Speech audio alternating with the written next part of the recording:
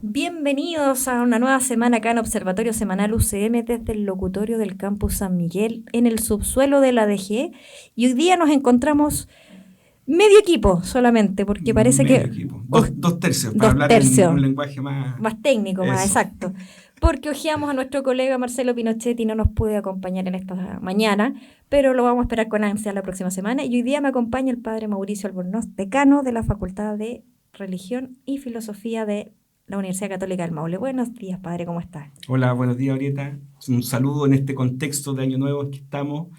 Un tiempo nuevo que siempre es bueno mirarlo con esperanza, sobre todo después de lo incierto o que fue el segundo semestre del 2019 que ya nos dejó. Entonces, creo que es bueno tener un espíritu positivo, digamos, en el inicio de este año 2020. Sí, oye, hablando de eso, una pregunta al margen. ¿Hasta cuándo hay que dar los abrazos y los saludos de Año Nuevo? Porque siempre me queda esa duda. Estamos el uno, el 2, el 3, hasta Sí. como el 15, no sé. Sí, yo quisiera, en el fondo, centrar el tema de los abrazos en un espíritu más bien de fraternidad social, si se Mm. quiere, en la búsqueda, digamos, de darnos los buenos deseos y un buen impulso en un cambio de fecha, ¿no? Porque al final el año nuevo es una cuestión convencional, ¿no? O sea, nosotros partimos con el año nuevo porque usamos un calendario determinado que viene de la Edad Media, ¿no? El siglo XVI en concreto. Y digamos, eso para nosotros se transforma en un hito, ¿no? de cambio de año, de cambio de fecha en términos cronológicos. Pero la verdad que el tema de los buenos deseos, el buen espíritu, o de generarnos, digamos, un buen ambiente o un buen desarrollo en lo que viene, es una cuestión que debiera estar presente en nuestra vida diaria, ¿no? En nuestro ambiente laboral, en nuestro ambiente familiar, incluso en nuestra vida personal también. Entonces, desde ese punto de vista, siempre es bueno darse un abrazo y desearse los buenos deseos, así sea el último día del año. Yo no Ajá. me haría drama con eso, O sea, Orieta. hagamos la pauta así, de buena crianza. Si no lo he visto, desde el 31 de diciembre, abrácelo. Claro, Abrácela, dele buenos deseos, que nunca están de más en realidad en esta fecha. eso. Y tomándome de eso, también en el año nuevo hay muchas ilusiones, como usted decía, con la idea de, no, estoy mal, pero va a cambiar el año y todo va a mejorar mágicamente. Así, después del feriado del 1 de enero, ahora va a estar mejor y a veces nos damos cuenta que no es así, efectivamente. Y eso igual genera muchas ilusiones. Incluso hay gente que utiliza muchas cábalas la noche del año nuevo. No sé qué opina usted, padre, eso. Sí. Bueno, hay harto que opinar. Hay un pensador que se llama Max Scheler que habla del deseo y habla de los deseos en general. Entonces él dice, cuando el deseo es alcanzado, deja de ser deseo. Y como deja de ser deseo, entonces, y el ser humano necesita de esa apertura siempre hacia lo que viene, tiene que surgir necesariamente otro deseo, ¿no? Entonces, finalmente es como una cuestión inalcanzable, ¿no? Es como la Siempre, escala de necesidad de Maslow, que nunca termina. exactamente. Entonces, yo creo desde ese punto de vista, digamos que el deseo en sí mismo, solo por el concepto de deseo, no basta, sino de que en la intención de desear, en aquello que deseamos, suponiendo que aquello que deseamos sea lo pertinente y lo mejor para nosotros, que es otra discusión, ¿no? Porque a veces uno desea cosas que no necesariamente son lo mejor o lo que más nos conviene. eh, Hay que también poner elementos que vayan estructurando las posibilidades de alcanzar ese deseo, para no generar frustración, ¿no? Cuando un deseo o algo que uno anhela no alcanza o no se llega, genera esa frustración, ¿no? Estamos también a puerta del proceso, ya vamos a hablar de eso más adelante, del proceso PSU, que para tantos jóvenes en Chile, ¿no es cierto?, redunda en anhelo y en determinaciones de vida. Y eso implica, de alguna manera también, que cuando las expectativas no son satisfechas, la frustración también, sobre todo en los jóvenes que están en este ámbito, crece. Y eso puede, esperemos que así no sea, ¿no? Pero en condiciones normales de nuestro desarrollo humano, puede generar situaciones complejas, ¿no? En lo que se refiere a cierta incertidumbre respecto al desarrollo de la vida. Entonces, yo diría, en términos de los deseos, siempre es bueno tener deseos, porque el ser humano de alguna manera se construye en base a sus deseos, pero esos deseos tienen que ir acompañados de ciertas lógicas, de ciertas determinaciones, de ciertas decisiones que contribuyan a ese deseo, ¿no? No basta solo con las buenas intenciones. Y ahí volvemos al tema de los abrazos de Año Nuevo, que está bien, ¿no? Que uno le desee lo mejor al otro y súper bien, pero en ese desear lo mejor también tienen que haber elementos que vayan fortaleciendo ese espíritu, ese ánimo o ese deseo en concreto que se busca. La fraternidad también puede claro, ser. De ser coherente con lo que se desea, con la acción que uno tiene con el otro. Y dependiendo de los ambientes en los cuales uno se mueve, ¿no? Si estamos hablando en temas familiares, en temas laborales, en temas comunitarios de distintas índoles, cómo contribuimos todos a que esos deseos o aquellas metas que nos queremos poner sean alcanzadas, ¿no? Eso por una parte. Ahora, la parte cabalística, ¿no?, de esto, obviamente por razones... O sea, los calzones amarillos se ven en todas las tiendas en esta fecha. Exactamente. Pero no solamente eso, ¿no? También tenemos el tema de los 12 granos de uva, tenemos el tema de comer lentejas, tenemos el tema de salir con la maleta, Pues eso es muy divertido, pero se ve menos ahora. Yo me acuerdo cuando niña era mucho ver gente con maleta dando vueltas, porque claro, puede ser que en esos años, 80, principios de los 90, era muy raro salir del país de viaje para un gran grupo de personas. Sin embargo, ahora es cada vez más común, hay más ofertas, le regalan millas, qué sé yo. Es más accesible quizás. De todas maneras, y es más, además es más fácil en términos de que una persona, por ejemplo, que deseara hacer un viaje, hoy día tiene un montón de posibilidades. No estoy legitimando el proceso, pero uno podría incluso hasta solicitar un crédito a largo plazo, digamos, y pegarse un viaje a donde uno estime conveniente. Hoy día hay muchas más facilidades que antes, eso es verdad. Eso no significa que esas facilidades, digamos, redunden en que sea la mejor decisión, dependiendo de la realidad de cada uno, ¿no? Pero bueno, pero dejando ese tema de lado y volviendo al asunto de la cabalístico, digamos, ya lo señalábamos, el tema del cambio de año es un tema que surge de un punto de vista cronológico, con cierta definición en el mundo occidental y que tiene que ver en el fondo con decisiones de carácter formal. O sea, démosle un origen, démosle un término al año en razón del movimiento solar, etcétera, etcétera, y se determina funcionar de esa manera. Pero en rigor, el paso de una etapa o de un momento a otro, que tiene en sentido último, digamos, tiene una fundamentación astronómica más que astrológica. Luego lo astrológico se toma de lo astronómico, pero bueno, pero eso es otra cosa. No necesariamente, vuelvo a repetir, tiene simpatía o empatiza mucho con el tema de estas cuestiones que son más bien folclóricas, ¿no?, y que tienen esta raigambre más bien cabalística. Si una persona quiere viajar o se dispone a viajar, sabe lo que tiene que hacer para viajar. Tendrá que juntar sus pesitos, si es que va de vacaciones, tendrá que hacer sus opciones, etc. O sea, no se encuentra un pasaje botado en la calle. Exactamente, por ¿no?, andar con la maleta. Y si predispone todos los medios humanos necesarios para alcanzar aquello que quiere alcanzar, lo que decía anteriormente, no tiene por qué no hacerlo, ¿no? Ciertamente siempre hay situaciones que pueden superarnos, pero cuando uno se predispone a una meta y pone todos los elementos humanamente necesarios para alcanzar esa meta, lo más probable es que esa meta sea alcanzada, salvo que surjan cuestiones de tercer orden y que no estaban previstas, que también puede ser. Pero quisiera hacerle una consulta, padre, desde su experiencia, porque también hay gente que se pone metas demasiado altas o muy, muy ilógicas quizá, que no, justamente no ha hecho un camino, no tiene los medios, no tiene las cosas, pero desea fervientemente obtener algo y eso es lo que le causa frustración. Y yo creo que ahí también viene el tema de olvidar el agradecimiento. Uh-huh. O sea, cuando uno desea tanto otra cosa, como que pierde el foco de qué es lo que tiene, hasta que lo pierde, muchas veces. ¿Cómo se puede manejar de eso desde su punto de vista? Sí, yo creo que en esa pregunta hay dos cosas. O sea, uno es la pregunta en sí y otro cuando tú dices, cuando la persona se genera una meta o pretende alcanzar una meta que está fuera de sus posibilidades. Ahí estamos en un orden claramente, hablando en términos, digamos, de proceso humano, de desarrollo humano, estamos en el orden de lo irracional, ¿no? Si yo me pongo una meta que no está a mi alcance, estamos en el ámbito de aquello que está más allá de lo razonable, respecto a lo que yo puedo alcanzar. Entonces, independiente que efectivamente pudiera darse la posibilidad de que sea alcanzada, ¿no? Bajo algunas características particulares. Y otra cosa es, y por eso es que es importante el tema de las metas realistas, ¿no? A ver, si yo quiero alcanzar esta meta, quiero lograr este objetivo, bien, frente a este objetivo yo tengo que poner las herramientas necesarias, ¿no? Y los servicios o funciones necesarias para que esto sea alcanzado. Pero esa herramienta o esos elementos o esos pasos tienen que ser pasos también lógicamente alcanzables, cada uno de ellos, porque si no se genera lo que tú planteas. Ahora, otra cosa, a mi juicio, tiene que ver con el tema de la valoración de lo que uno tiene o lo que uno ha alcanzado.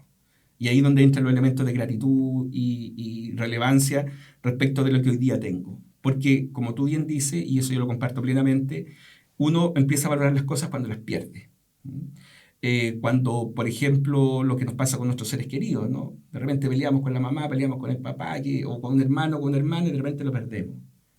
Y ahí viene todo el tema de la valoración y lo importante que fue ese papá, esa mamá, ese hermano, etcétera, quien haya sido, que ya no está conmigo.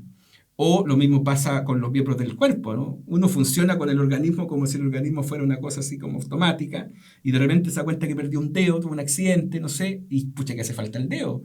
O que empieza a escuchar menos, o que empieza a ver menos. Los que tenemos problemas de presbicia, por el agotamiento propio de los años con la vista, lo empezamos a experimentar, ¿no? Yo hace poco empecé a usar gafas. No usaba hace un año atrás, a mediados de año tuve que empezar a usar, y ahí uno se empieza a dar cuenta que ya sin gafas no puedes leer texto de determinadas letras y determinado tamaño, algo que uno hacía después, anteriormente con cierta habitualidad. Entonces, ese es un punto súper relevante, creo yo, que daría por sí mismo para una gran conversa y que tiene que ver con eso, con que finalmente nosotros somos fruto de un proceso que obedece a muchas gratitudes. Finalmente, si uno está aquí y tenemos la posibilidad de estar conversando hoy día, es porque hay muchas personas que estuvieron detrás nuestro en distintas índoles y a distinto nivel para que nosotros pudiéramos llegar aquí hoy día y estar conversando, ¿no? Y por eso que se habla de que, y ahí entro en el ámbito más de la espiritualidad, se habla de que finalmente la vida es una gracia, es un don, es un regalo. No porque sea una cuestión, digamos, que está como en el tercer cielo, sino porque la vida misma, sobre todo en el caso del ser humano, más que de otra especie, se desarrolla y se afirma precisamente porque hay una serie de elementos en donde muchos colaboraron para que uno pueda tener la vida que hoy día ha logrado tener. Y en ese sentido, el tema de la gratitud, de la valoración de lo que uno es importante tenerla presente siempre como un elemento, digamos, constitutivo de lo que somos, también para aportar a la vida de otros. O sea, eso estar en cualquier pequeño gesto afecta en la vida de otro y eso hay que tenerlo en cuenta. Es así. En nuestras relaciones humanas se fundamentan así. Y por eso es que también, dicho en sentido negativo, cuesta tener relaciones humanas que nos permitan, digamos, desarrollarnos íntegramente, que nos permita tener esa perspectiva, esa mirada de constructo común, ¿no? En donde la necesidad del otro siempre está, el ser humano necesita de los otros. Ay, pero eso lo enseñan de chiquititos. Si usted llega, salude. Si se va, despídase. Sea amable, sonría, pida por favor, de las gracias. Y la verdad que eso puede hacer la diferencia en el día de otra persona. Sí, claro. Pero yo tengo mis dudas si hoy día se está enseñando desde chiquitito. Bueno, en términos generales. Por lo menos a mí me lo enseñaron. Sí, así a mí que también, a mí también. tenemos que ver las nuevas generaciones. Sí, o sea, yo no quiero ser pesimista en eso, pero pasa más de lo que uno esperaría que pasara, que uno se topa con situaciones en donde eso no está garantizado, ¿no? Aquello que podría ser de sana conducta, de buenas relaciones, de buenos principios, pareciera ser que no está garantizado hoy día, quizá como antes estaba, o en términos más generales. Nos están haciendo un gesto para allá. Sí, que nos queda solo un minuto, así que nos queda presentar la canción. Le voy a hacer un enroque en realidad, porque no habíamos conversado previamente con el padre, pero vamos a tirar primero la segunda canción que habíamos conversado, que va en relación con este tema, la canción Color Esperanza de Diego Torres, porque tenemos esperanza de siempre, lo último que se pierde. Lo último que se pierde. Sin esperanza no se puede vivir. Sí, no. Entonces Color Esperanza con Diego Torres y vamos y volvemos con este Observatorio Semanal UCM. Y estamos de regreso en el segundo bloque Observatorio Semanal de esta primera semana de enero, partiendo el año 2020 o 2020, ya no sé cómo pronunciarlo, está cada vez más largo los años, ¿o no, padre? Sí, 2020 suena hasta romántico. Sí, la vista perfecta, 2020, a ver si mejoramos la visión. Yo me acuerdo hace algunos años atrás, que se hablaba mucho del 2020 en distintos ámbitos, ¿no? Como que era un O algo año, futuro, así claro. lejano. Y bueno, ya estamos. Estamos como en el año de los supersónicos Y ya. no, sí, los supersónicos. Se me cayó el carnet, sí, Sí, disculpe. sí, sí. No, hay que hablar de Perdido en el Espacio de Netflix. Ah, claro, hay que actualizarnos. Oye, sí, y retomando el tema que veníamos conversando sobre las cábalas y el tema de Año Nuevo, este Año Nuevo igual fue bien especial a nivel país. Se redujeron bastante las celebraciones de Año Nuevo que acostumbraban a hacer los municipios. Fue un Año Nuevo más austero también, con menos celebración. Por un lado, a nivel de organización, pero también creo que hubo más gente con ganas de celebrar, con esta ilusión de que tenemos que celebrar para que todo mejore, ¿o Sí, no? sí. Bueno, la percepción que yo tengo, al menos de donde yo pude celebrar Año Nuevo, efectivamente no hubieron los clásicos fuegos artificiales y los eventos así masivos, digamos. Eh, y eso habla un poco de decisiones previas, ¿no? Que tiene que ver un poco con temas de austeridad, etcétera, etcétera, por el contexto que hemos vivido, sobre todo en la segunda mitad del segundo semestre del año 2019. Sin embargo, uno logra percibir que a nivel más familia o a nivel de los núcleos familiares hubo una apuesta mayor, digamos. Quizá un poco por el mismo contexto en el que estamos, por una parte, y también hay cuestiones que son externas, ¿no? Conversábamos hace un rato que podía ser, o sea, que podría influir el hecho de que la fiesta de Año Nuevo estaba justo a mitad de semana, ¿no? Y eso implica de que el día 2 la gente tiene que volver a su trabajo, tiene Hay que como retomar 2 días viernes funciones. dentro de la semana, que es Claro, como raro. claro, es una cosa así. Entonces eso también puede haber afectado, pero sin duda que el tema general tenía que ver con la gran apuesta en los municipios de dar signos de austeridad. Y eso de alguna manera gatilló lo que hemos vivido, ¿no? Como celebración de Año Nuevo. Ahora, para ser honesto, la verdad que a mí personalmente el tema de los fuegos artificiales y cosas por el estilo nunca me han llamado mucho la atención. Creo que es un gasto innecesario, porque no son baratos, ¿ah? No, no son baratos. Pero hay municipios que no justifican, pero en otros, por ejemplo Valparaíso, donde hicieron de todos modos su fiesta pirotécnica, y es porque atrae una cantidad de turistas todos los años, no solo nacionales, sino también internacionales, y necesitan urgentemente reactivar el turismo y el comercio en la zona. Entonces, no hacer la fiesta también le significaba una merma a muchos locatarios, muchos emprendedores que realmente se han visto afectados estos últimos 3 meses, el último trimestre. Sí, son decisiones que, bueno, las partes, digamos, interesadas tienen que ir tomando, pero yo insisto, o sea, uno, digamos, haciendo un análisis mucho más profundo del tema, entendiendo la situación, la dificultad, también uno puede decir, bueno, pero entonces finalmente, ¿qué estamos haciendo? Estamos justificando el mismo modelo que nosotros estamos criticando. Porque en el fondo el modelo, la gran crítica al modelo que ha dado paso al estallido social, etcétera, tiene que ver con este modo de funcionar, ¿no? De favorecer el desarrollo capital, digamos, en virtud de determinados usos o instrumentos o decisiones estratégicas que favorezcan esto. Si finalmente yo voy a tener un juego, perdón, una actividad de fuegos artificiales para atraer turistas, finalmente estoy favoreciendo, como principio, estoy favoreciendo también un modelo de captación de recursos o de captación de capital que responde al esquema que socialmente estamos cuestionando. Entonces, se podría discutir mucho más el asunto. Ahí se va a un tema más profundo, o sea, Claro, ¿qué queremos? ¿Cambiar claro. totalmente el sistema económico? ¿Queremos un capitalismo 2.0? ¿Queremos...? Eso es lo que uno visualiza en términos de temperatura, digamos, ambiente, y supongo yo que eso es lo que también se irá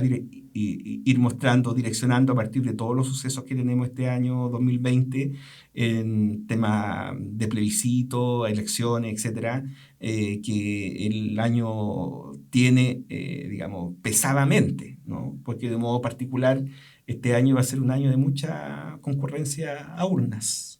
Así es, Esperemos, esperemos. se ve venir porque la gran participación que tuvo la consulta ciudadana en varios municipios de Chile, que no era vinculante, que no era obligatorio, da a ver que cuando sea el plebiscito este año va a haber una gran participación y por lo tanto el mes de marzo se viene con una visión ya más politizada de nuestro país, con muchas cosas.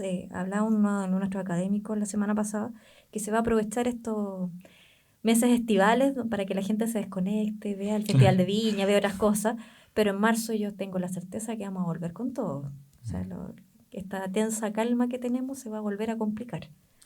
Sí. Y me quedo dando vueltas esto al Festival de Viña, porque el Festival de Viña es como... A ver, yo no quiero ser, Ya se va a digamos... poner polémico, padre, vamos a hacer redoble tambores. Ser, digamos, ponerme a disparar contra todo, pero el Festival de Viña también responde a un modelo. O sea, Es un modelo de vanidad, o sea, de la y, gala, para ir a ver cómo se y, viste la gente, cuánta y plata uno, gasta. y uno se pregunta, ¿no? Al menos en los medios de televisión abierta, durante todos los días del festival, es puro festival. Entonces, como que en términos colectivos, ¿no? A la gente se le mete en el tema festivalero y los temas de conversación están en torno A al festival. nivel de Entonces, comunicaciones, esto se llama cortinas de humo. ya. Y lo que se trata de hacer es desviar la atención de un tema a otro. Lamentablemente el fútbol se utiliza de la misma manera. Cuando llega el momento del mundial o las eliminatorias, generalmente es cuando se sacan políticamente los temas más delicados, se van a conocer, porque pierden vigencia en los medios rápidamente por lo que hizo Vidal o la pelea con Claudio Bravo, qué sé yo. Y el Festival del Viña responde a lo mismo. Generalmente se hace la última semana de febrero, Así es. terminando el receso del Congreso, curiosamente, y de justicia, de los Palacios de Justicia. Y la danza de dineros que hay ahí metida, digamos, para un lado o para otro también, yo creo que debiera al menos generarnos preguntas, ¿no? O debiera generar preguntas a aquellos o a quienes están metidos un poco más en Pero el ahí viene el ámbito. tema, porque se tuvo miedo, como se bajaron tantas cosas, tantos eventos masivos, si es que se iba a mantener el Festival de Viña, se lanzó igual, pensando que iba a tener una funa enorme, que podían hackear la página, pero se vendieron todas las entradas en un par de semanas.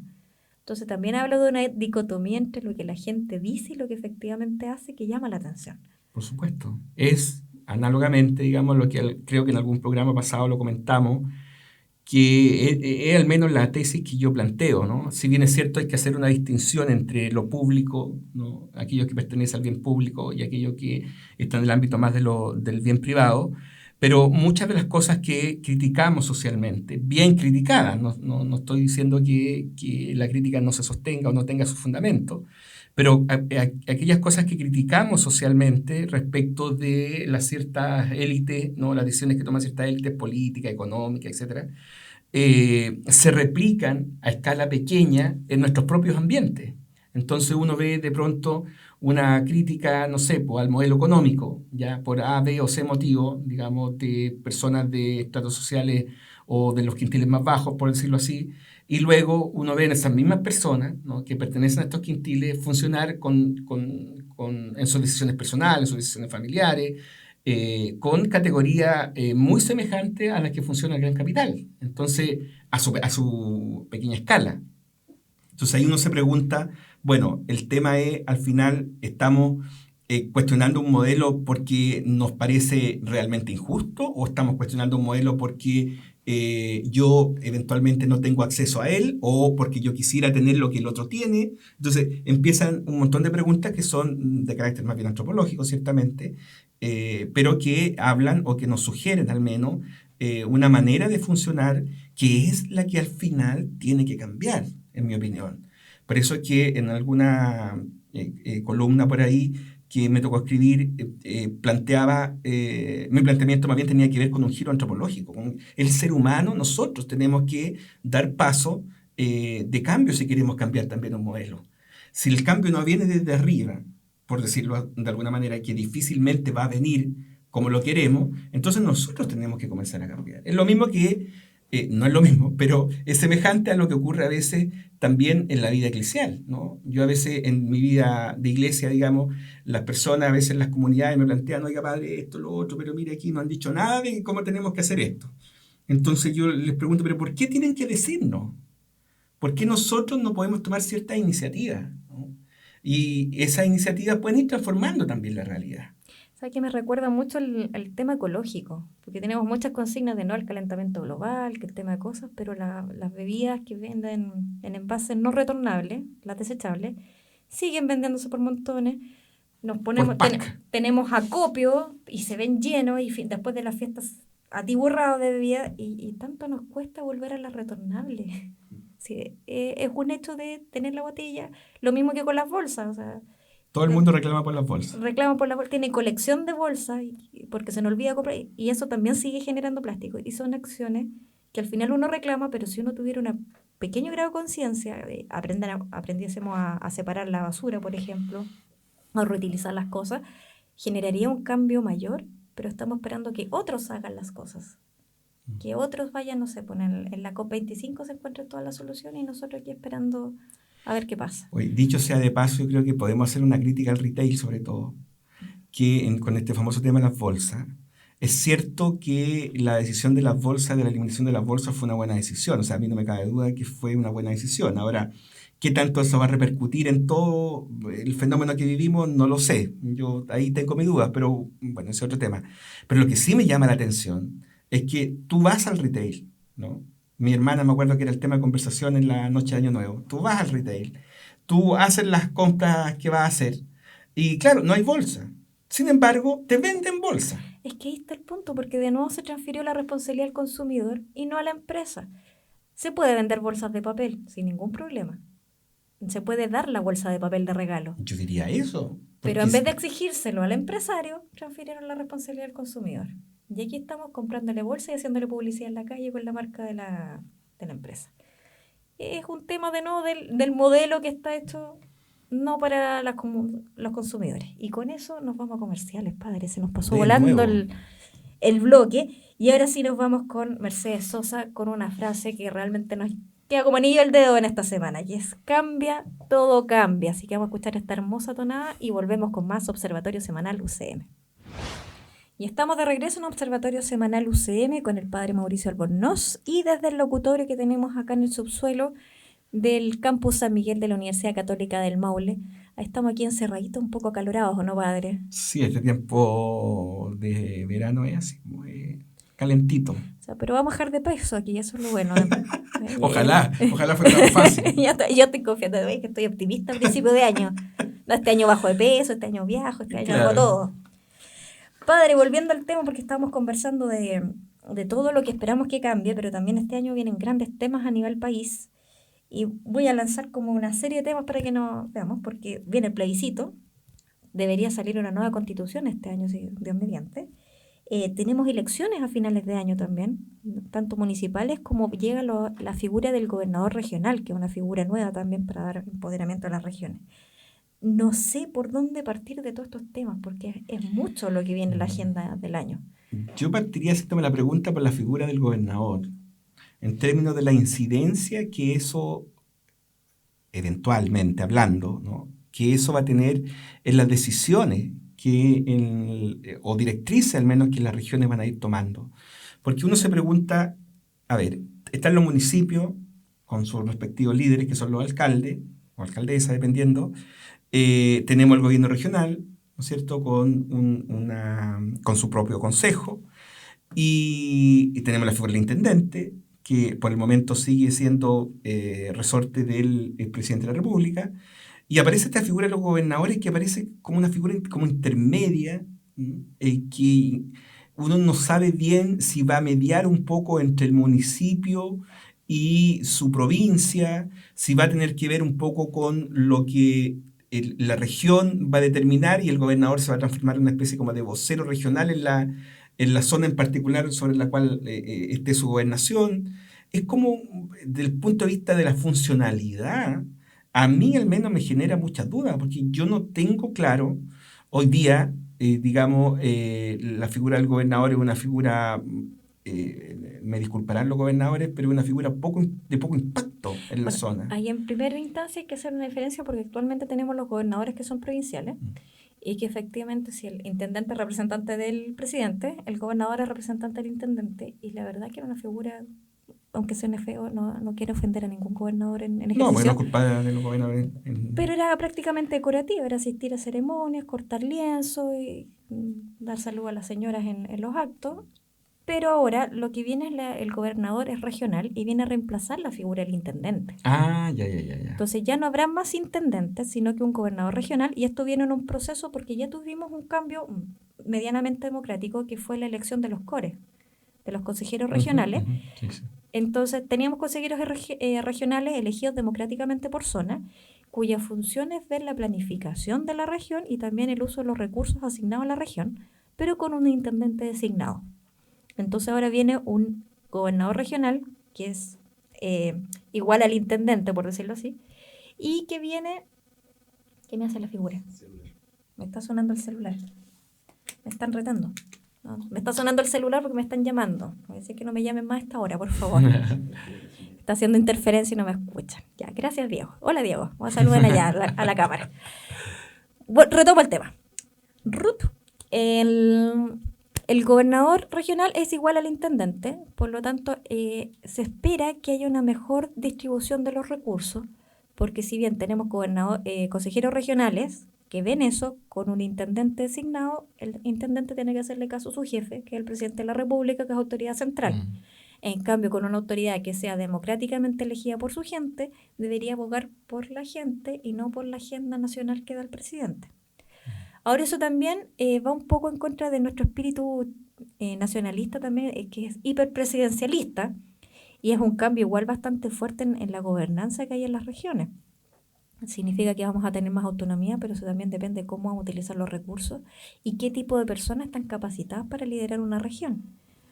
Y ese yo creo que es el mayor tema, cómo buscar autoridades o líderes que estén capacitados, que tengan apoyo popular y que puedan liderar en pro del bien común y no de temas partidistas, irse quizás en contra del presidente o apoyar en todo lo que sea el gobierno de turno. Y en términos, lo pregunto porque no lo sé, en términos de jerarquía, ¿el intendente tiene alguna ascendiente sobre los alcaldes, por ejemplo?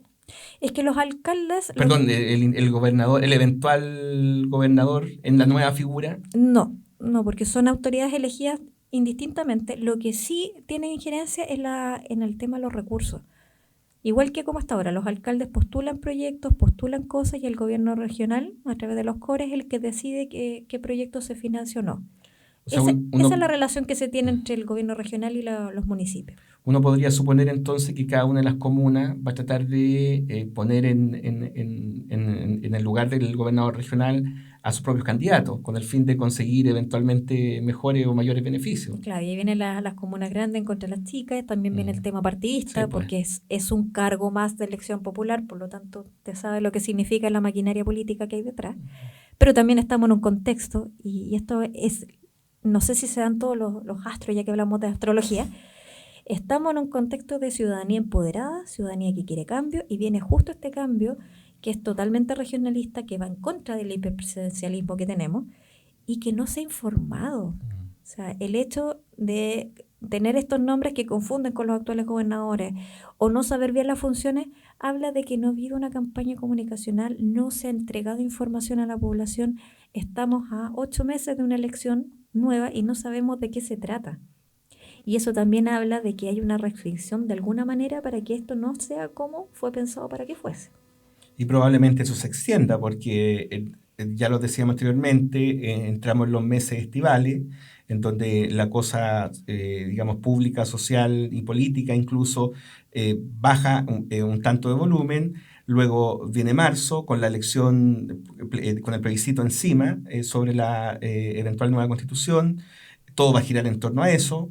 Y el tiempo, por lo tanto, para entrar en la dinámica de esta figura nueva del gobernador regional, muy, muy exiguo. Y eso puede traer repercusiones en términos de la confusión en la opinión pública para ejercer su voto y eventualmente también definir su opción, ¿no? Esperemos que haya una programación suficiente como para que al menos se puedan entregar los elementos fundamentales que le permitan al ciudadano común y corriente, ¿no? Tener claridad al respecto. Yo al menos no la tenía en ese ámbito o en esa caracterización que tú bien has hecho en este momento. Miren, la verdad es que yo tampoco tenía mucha idea, pero en septiembre del 2019 se hizo un evento acá en la UCM porque hay hay fundaciones y agrupaciones regionalistas que sí se están organizando. Ya. Porque una de las cosas más interesantes de la elección del gobernador regional es que no se eligen personas, se eligen programas de gobierno. Entonces el gobernador regional, para poder presentarse, tiene que presentar un programa de gobierno, se presenta entre la comunidad y uno elige entre el programa A, B o C, que significa candidato A, B o C. Pero mire la fecha que estamos, no sabemos ni quién se va a tirar a gobernador. Claro, peor en ese No tenemos escenario. programa de gobierno, estamos a punto de caer en los populismos y caudillismo, que también es peligroso. Entonces es un tema que realmente preocupa y que está quedando muy atrás mano en todo lo que es la conversación y el tema país. Sí, preocupa sobre todo porque bajo ese escenario entonces los contenidos o los elementos que hay que tener para tomar las mejores decisiones se empobrecen, ¿no? Si el tema está o la base fundamental está construida sobre un determinado programa de gobierno, lo primero que uno necesitaría tener a mano es precisamente conocer ese programa. Y un programa, entiendo yo, no se escribe de un día para otro ni en un par de páginas. Entonces, salvo que queramos, como ha pasado en algunos otros momentos históricos del país, ¿no es cierto?, pasar la cuchufleta, ¿no? Pero esperemos que no sea el caso. Entonces, quizá hacer un llamado también desde nuestro lugar a que esto vaya corriendo también por líneas paralelas, ¿no? Que no se espere que se vayan quemando etapas para poder ir dando paso a la etapa siguiente, que de alguna manera uno ya vaya teniendo algún precedente respecto de las figuras de los gobernadores regionales y sus respectivos programas, sus respectivas propuestas de ejecución de programa de gobierno regional para poder tomar así mejores decisiones en el ámbito sociopolítico. Y ojalá que nos acostumbremos a pedir los programas de gobierno y no solamente depender de los carismas y de cuánta publicidad y marketing, porque esa es la palabra, se haga cada candidato, que es lo que estamos acostumbrados a ver en las elecciones de diputados, senadores, incluso presidenciales. Sí, eso yo lo miro con poca esperanza, aunque estamos en sin tiempo color de esperanza. esperanza. Sin color esperanza, sí, porque generalmente, desgraciadamente lo digo lamentándome, desgraciadamente en general nuestras decisiones, uno lo ve también a nivel político, ¿no? Cuando uno tiene una determinada afinidad política, ¿no? Lo que cuesta reconocer cuando aquella parte desde la cual uno empatiza, ¿no? Políticamente hablando, está, digamos, en un error o no está en el camino por el cual habría que emprender ruta, ¿no? Cuesta mucho, a los seres humanos en general nos cuesta mucho asimilar de que en el ámbito político, al menos, porque son cuestiones que despiertan muchas pasiones, a veces también nos equivocamos, también metemos la pata, también aquel que está en la otra ladera de lo político puede tener razón en algunos aspectos, y eso lo vemos a diario, ¿no es cierto?, en la discusión política del día a día, y también lo vemos en nuestras propias parcelas cotidianas también del día a día. Entonces, desde ese punto de vista, y me cuesta pensar que las elecciones puedan tener esa otra impronta, ¿no? Sobre todo que elecciones que son más locales. Uno lo ve, por ejemplo, en elecciones de alcalde. En general, las elecciones de alcalde están gatilladas por conveniencia, ¿no? Por conveniencias laborales, por conveniencias de beneficios particulares, por conveniencias de... ¿Qué me toca a mí? Exactamente. Ahí viene la frase, ¿y qué Se gano nos yo? pierde el constructo común, ¿no?, de sociedad. Bueno, en fin. Bueno, el gobernador regional es una instancia para poder generar algo desde las regiones, algo más local, así que los invito a todos a informarse, y voy a dejar anotado aquí el compromiso que vamos a traer un invitado para hablar más profundamente del tema. Pero ahora lo voy a cambiar de tema radicalmente porque los chicos mañana van a reconocer sala y van a dar a su PSU, que está en el ojo del huracán esta última semana, con la duda si se va a hacer o no se va a hacer. Se reprogramó 2 veces ya. Y la verdad es que las universidades requieren que se haga porque no hay otra forma de preparar una admisión tan masiva en estos pocos meses. Así es. O sea, dicho sea de paso, deberíamos estar matriculando y no rindiendo la PSU. Exactamente, sí. Bueno, se entiende, ¿no es cierto?, que esto obedece a toda la situación social que hemos tenido en estos últimos meses. Yo quisiera transmitir en términos generales, a partir de lo que suceda mañana, lunes, martes, miércoles eventualmente, que la PS1 es una instancia que de alguna manera aquilata un proceso, ¿no? Un proceso de formación, de educación que se ha vivido por años, ¿no? Que sea por situaciones formales, digamos, se centra en la enseñanza media, pero que en el fondo responde a todo un proceso formativo, ¿no?, que ha tenido el joven desde que comienza a vivir su desarrollo escolar propiamente. Desde ese punto de vista, aquellos jóvenes que han hecho un camino correcto, digamos, de formación, de educación y de estudio, con relativa maduración, yo diría no hay por qué desesperarse, ¿no? La PSU debiera ser expresión de eso. Otro tema son aquellos que no han vivido ese proceso de esa manera. Y otro tema tiene que ver por las causas por las cuales no han vivido un proceso justo, correcto, equitativo, ¿no? Pero eso es otro tema que daría para conversar. Me gustaría quedarme con eso, porque efectivamente que la PSU no es equitativa, que causa segregación, es un tema que viene hace mucho tiempo conversándose. De hecho, yo creo que se cambió la PAA, que a mí me tocó dar, por la PSU, y efectivamente se notó una brecha, que se incrementaron las brechas, pero sí existió un trabajo sistemático para poder mejorar eso, quizás insuficiente, pero para los que no saben, yo que vengo trabajando, este año cumplo 10 años en el área, la PSU lleva muchos años teniendo modificaciones año a año. Se cambió la prueba para darle mayor posibilidad a los provenientes de colegios técnicos, se cambiaron los contenidos, cambiaron la cantidad de preguntas, se creó la figura del ranking, y el ranking sí que fue un aliciente porque eso habla del rendimiento dentro del colegio, o sea, no de los contenidos que le dieron, sino que dentro de su contexto, si el chico estudió o tuvo sus oportunidades, aprovechó sus oportunidades, sin compararlo con el colegio ABC1 o el privado, sino que dentro de su propio contexto, si el chico tenía buen rendimiento, merece un premio y por eso tiene una mejor ponderación. Y que todas las universidades del CRUCH obliguen a tener 50% entre NEM, que son las notas de enseñanza media, y ranking. Eso quiere decir que la PSU es solamente el 50% del puntaje final. En los tiempos de la prueba de aptitud, el NEM, era solamente el NEM, valía un 10%, que era casi marginal, eran unos 5 puntos más si uno tenía promedio 6,5, por decirlo. En cambio ahora pesa un 50% del total del puntaje. Y aparte de eso se generaron programas de acceso inclusivo. Desde la Universidad Católica del Maule llamamos el programa PASE, programa donde tenemos más de 30 liceos ahora en ejecución. Estamos llegando a varias comunas de la región y donde se les pide que rindan la PSU por un tema formal para poder ingresarlos al sistema, pero ellos tienen un puntaje totalmente distinto.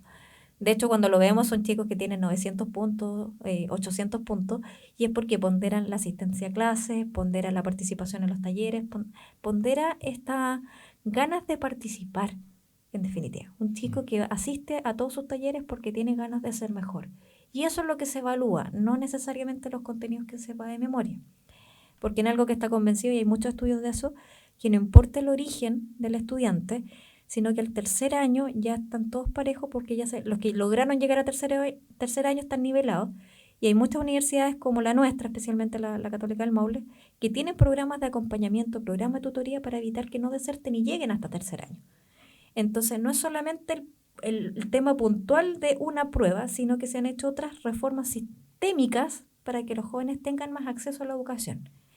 ¿Qué falta? Falta. Siempre va a faltar. O sea, tenemos el CAE que, yo lo voy a decir, o sea, cuando a mí me tocaba asesorar vocacionalmente, cuando me decían que iban a estudiar con CAE, decían, no, busca otra alternativa, por favor, porque el CAE es realmente, bueno, ahora también ha tenido modificaciones, bajó la tasa de interés, bajaron varias cosas, pero el CAE como fue inicialmente formulado era, yo decía, una maldad, como el crédito Corfo, con un 8% de interés anual que era exagerado. No, sabemos que fue un desastre. Es un desastre para las familias, ¿no? Entonces, han habido cambios, pero hay que seguir en esa línea, pero no llamar a no rendirla, porque ahí los únicos perjudicados son los jóvenes. Y por lo demás, vuelvo a repetir lo que decíamos al principio, bueno, lo que tú describías en términos de proceso también viene a corroborar la misma idea, ¿no? Aquí no se trata de un momento de la historia de mi vida en donde se juega todo mi futuro, sino que aquí simplemente un proceso que expresa la síntesis de un caminar que se materializa bajo esta figura, ¿no? De lo que yo puedo rendir acá respecto de lo que yo he recibido o el proceso que he hecho a lo largo de los años. Entonces, desde ese punto de vista, y yo creo que quiero subrayar nuevamente lo que hace la UCM, en ese sentido buscar maneras de tratar de ir equilibrando la pista, sobre todo en situaciones de contexto en el cual sabemos que hay ciertas diferencias o ciertos matices que van marcando diferencias en los procesos, contribuye a un sentido de mayor justicia social. Ciertamente que falta mucho, ¿no? Pero son elementos, son insumos, son caminos, son estrategias que se van asumiendo con el fin de ir equilibrando las posibilidades para los estudiantes, sobre todo aquellos que han tenido por distintas circunstancias menos posibilidad de una formación más sólida. Así es. Y siempre existen otras vías de admisión, de inclusión. Existen muchos. El llamado es informarse. Y ahí aprovecho de pasar un mensaje, porque nosotros tenemos nuestras redes sociales, @ucatólicamaule, en Instagram, en Facebook, en Twitter, en LinkedIn, por donde quiera nos pueden ubicar. Y está el tío UCM contestando todas las consultas y dando más información, orientando de mejor manera. Así que los invito. No importa que no sea el joven, las mamás que también se preocupan mucho, escríbanos libremente. Recibimos muchas dudas y consultas de parte de apoderados, de padres, de tíos, hasta abuelitas que preguntan por sus nietos. Háganlo, está libre y nosotros contestamos todo. Así que no se queden con la duda, no se queden con lo que me dijeron que, porque como les decía, la PSU cambia todos los años, el procedimiento cambia todos los años, así que lo que alguien hizo 3 años atrás, seguramente ahora no corre, pregunte, infórmese. Y con eso terminamos el programa. Se nos fue, padre. De nuevo, tan rápido esta cosa que vamos a tener que alargar el programa ahorita. Sí, nos vamos a tener que seguir alargando. Y eso que no estuvo Marcelo, imagínese.